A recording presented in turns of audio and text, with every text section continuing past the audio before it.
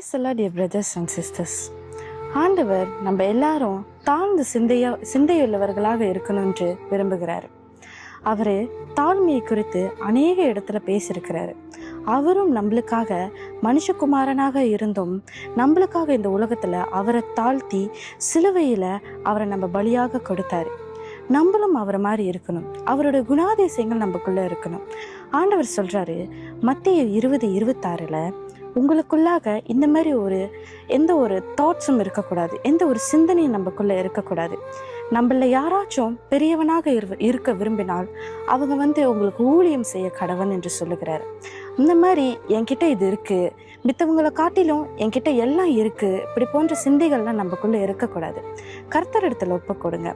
தாழ்மையான சிந்தையை தாங்க இயேசுவேன் என்று அவரிடத்துல ஜெபத்தில் ஒப்பு கொடுங்க. அவர் உங்களை உயர்த்துவார். மேன்மைக்கு முன்னானது தாழ்மை. அவரிடத்தில் ஒப்பு கொடுத்து தாழ்மையை கற்றுக்கொள்ளுங்க. தேங்க்யூ. God bless you.